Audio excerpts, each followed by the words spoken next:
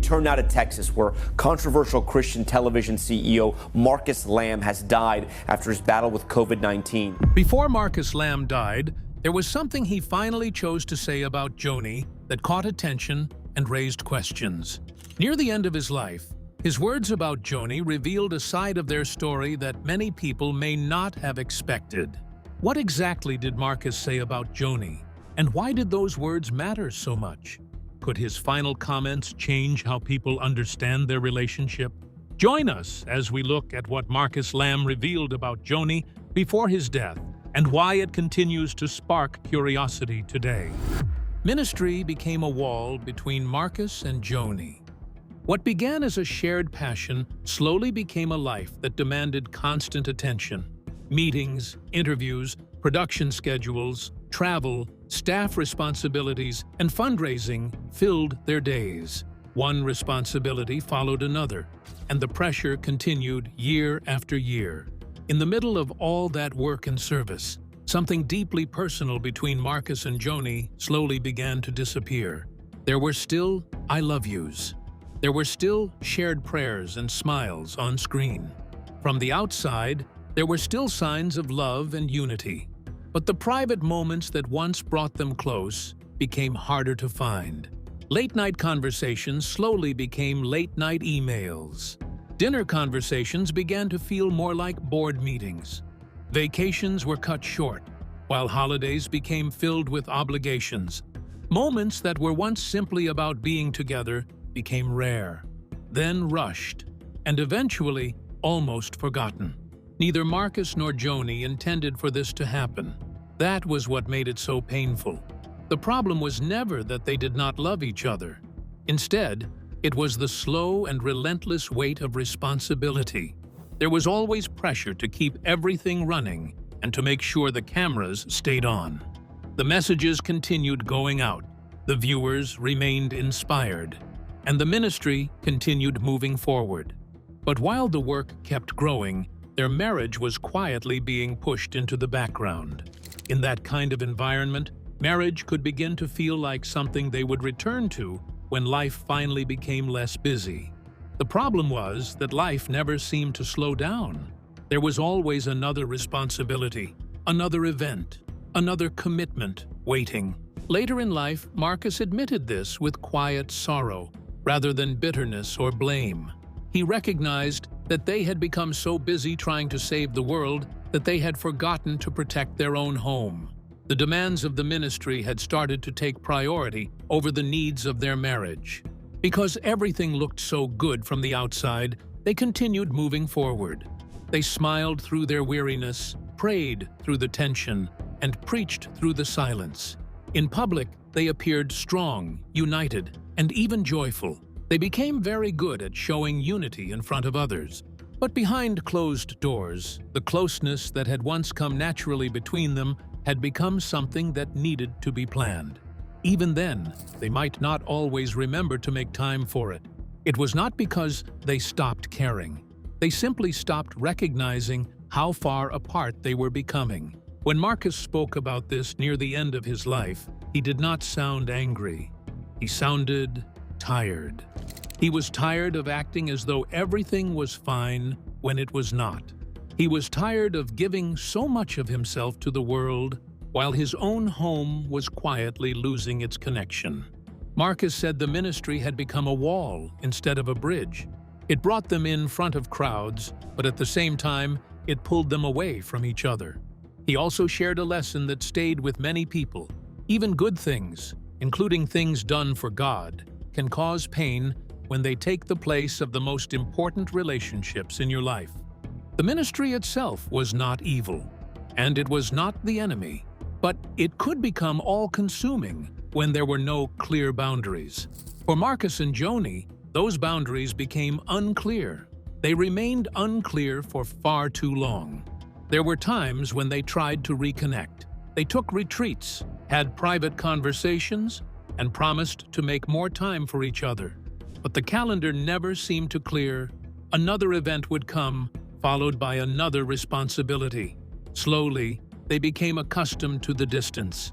They began to accept it as part of the sacrifice. This is just what it takes, they told themselves. But eventually, Marcus realized something painful. He no longer knew how to talk to his wife the way he once had. The deep conversations were missing. The difficult subjects were left untouched. The things that hurt were no longer discussed in the same way. Joni, who was strong, faithful, and dedicated, carried her own burdens quietly. She helped hold up the ministry, managed the pressure, and continued to appear composed. But beneath that strength, she also felt the pain of what was missing. Their marriage was still intact in a technical sense, but emotionally and spiritually, they had become two people running the same race in different lanes.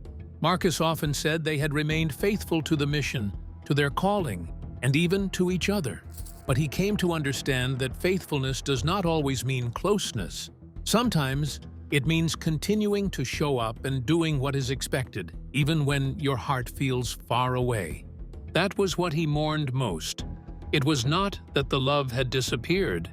It was that their intimacy had slowly faded, without either of them fully realizing how much had been lost until it was too late. During the last months of his life, Marcus began reflecting openly on what he would have done differently. He spoke with close friends, with God, and with Joni about the things he wished he had changed. He wished he had paused more. He wished he had turned off the cameras more often. He wished he had listened more. Most of all, he wished he had fought harder for his marriage, not only through prayer, but through his presence. Not only through words, but through time. Because love needs time. It needs space. It needs quiet moments without distractions. The ministry is loud. Marriage, real marriage, happens in the quiet. For Marcus and Joni, the noise of ministry had become so strong that it drowned out the quiet connection that once came naturally between them. Still, Marcus never questioned whether their love had been real. He knew that it was, but he also came to understand that love, when it is not cared for, can slowly fade. It does not always happen because someone chooses to stop loving. Sometimes it happens because the relationship is neglected while other responsibilities continue taking priority. When Marcus finally spoke about the truth of what happened, his goal was not to shame the ministry or blame Joni. He wanted his experience to serve as a warning to others. Do not let the good take away the best. Do not allow the mission to take the place of the marriage. Looking back, Marcus could see more clearly what had happened. It was not only about the moments they had missed, it was also about the intimacy they had sacrificed in the name of service. He was not bitter. He was deeply regretful. That regret became part of his final message. It was not meant to destroy his legacy. Instead, it was meant to make it deeper and more honest. It showed that even spiritual giants are still human.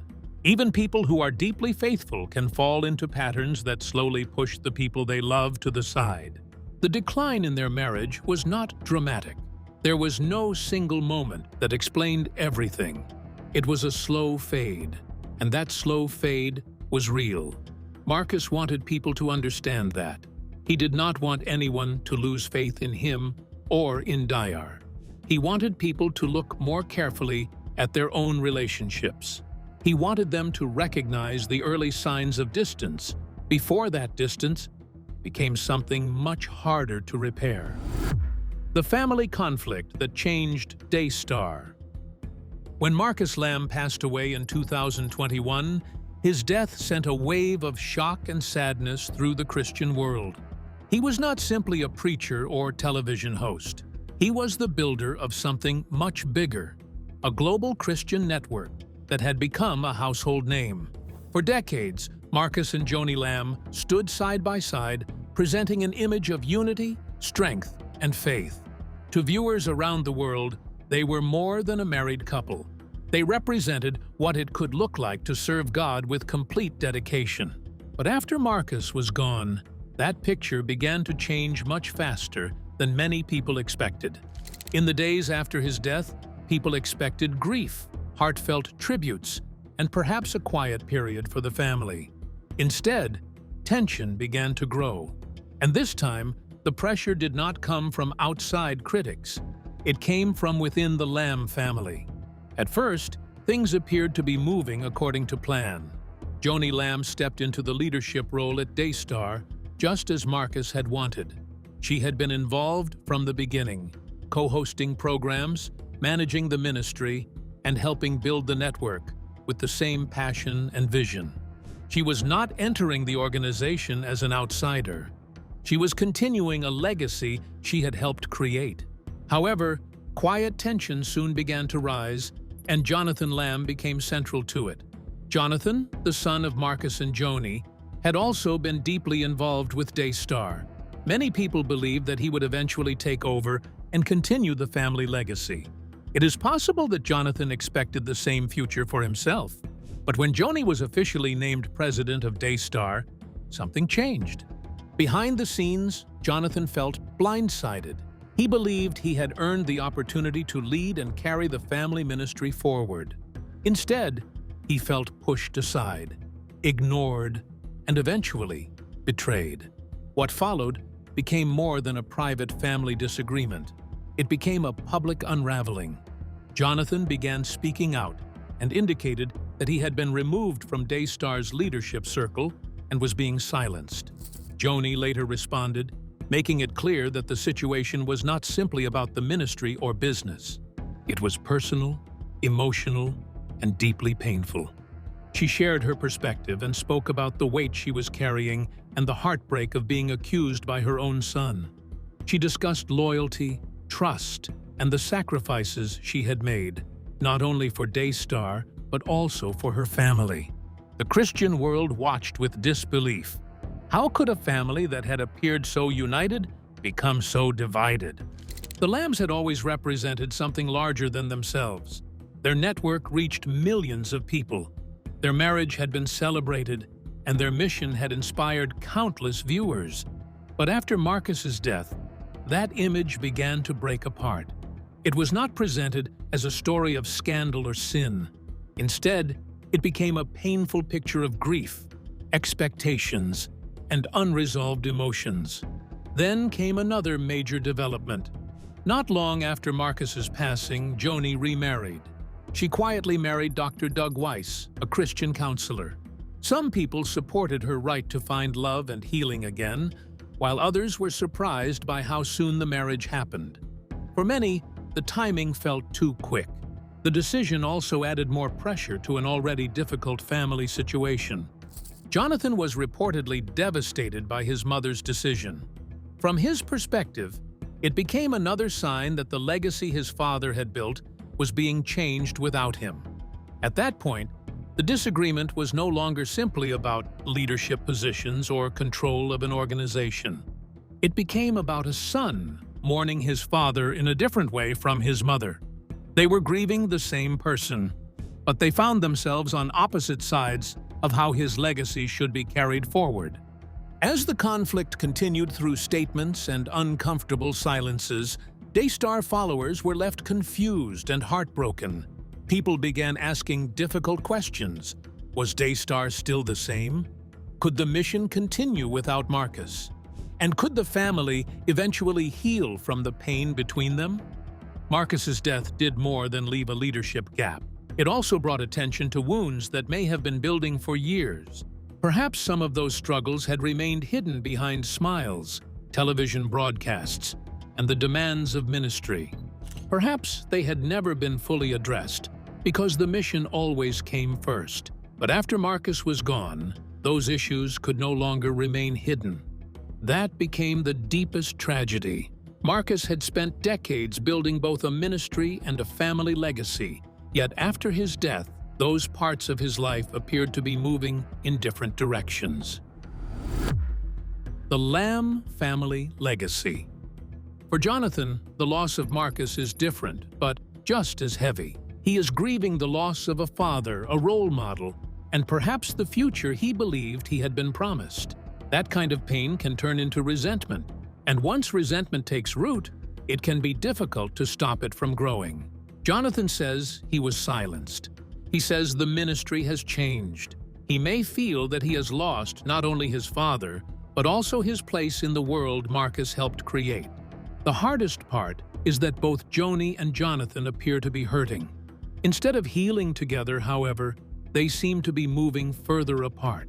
The situation is no longer only about the Lamb family. It also affects the viewers, donors, and partners who once saw the family as an image of unity. Now, they are seeing something much more raw, real, and painful. Still, there may be hope. Perhaps this difficult period is part of a bigger and more honest understanding of what legacy really means. It may not always be perfect or polished. Sometimes, it is simply human. Marcus's final words were not about success or fame. They focused on love, regret, and wishing he had done more to protect what mattered most. Those words may have become a final gift, a warning, and a wake-up call. Legacy is not only shaped by what a person does while alive, it is also shaped by what happens after that person is gone. The Lamb family is still living through that process. It is difficult, complicated, and painful, but it is also real. And real experiences can teach, heal, and create new strength. For years, Marcus and Joni Lamb were viewed as one of the strongest couples in Christian media. Their network, Dayar, reached millions of people. They shared messages of hope, healing, and faith. They appeared together on camera, prayed with guests, shared stories, and presented the image of a strong ministry team. To many people, they seemed almost untouchable, as though their faith protected them from failure, struggle, and pain. But after Marcus's passing, a more complicated and human picture emerged. His legacy was not only the television empire, years of preaching, awards, buildings, or global reach. It was also the truth that became clearer after the spotlight faded. Marcus had loved deeply and worked tirelessly, but near the end, he recognized that he had carried too much inside for too long. For much of his life, Marcus carefully maintained a public image because he believed that was what leaders were expected to do. He believed strength meant continuing forward. He believed faithfulness meant remaining composed. He also believed serving others sometimes required sacrificing his rest, emotions, and relationships. Near the end, as the schedules, meetings, and cameras began to fall away, he saw things more clearly. He opened up about the struggles in his marriage and spoke honestly about Joni. He acknowledged that ministry had sometimes come before their relationship, and that he wished he had made more time for her, not only as his ministry partner, but as his wife and friend, a woman carrying the same weight, often quietly. He did not blame Joni or shame himself. He simply told the truth. That revealed a side of Marcus people had not always seen, the human side. He was a man who struggled to balance his calling with his personal life, who wanted to get everything right, but sometimes missed what mattered most. That honesty did not weaken his legacy. It made it deeper and more real. People could see themselves in his experience, including church leaders, parents, spouses, and anyone trying to build something meaningful while also holding a family together. Joni's role in that legacy also changed. For years, she stood beside Marcus, often behind the scenes, and often helping hold everything together while attention remained on him. After his passing, she stepped forward as the new leader of Dayar, while also trying to hold together her family, ministry, and own heart. She faced public criticism, personal betrayal, and enormous pressure. Some questioned her decisions, some walked away, while others came closer to understand her. Through it all, her resilience remained clear. She did not pretend everything was perfect or hide her humanity. In doing so, she continued the legacy Marcus had begun in his final days, choosing honesty over image and truth over appearances. Then came the family conflict. The fallout with their son Jonathan deeply affected people who had followed the Lamb family for years. Seeing a family known for its devotion to God facing such visible division was painful. Yet, it was also human. The real legacy of Marcus and Joni Lamb is not that they built a perfect ministry. It is that they built something lasting and gave their lives to a mission larger than themselves. When the cracks appeared, they could no longer remain hidden. Their legacy now lives not only in sermons, buildings, and broadcasts, but also in the lessons people are learning about what happens when faith meets fatigue, when a calling comes with personal cost, and when grief brings long-buried truths to the surface. What do you think about Marcus Lamb? Share your thoughts in the comments. And don't forget to like, share, and subscribe. Before you go, be sure to click on the video shown on your screen.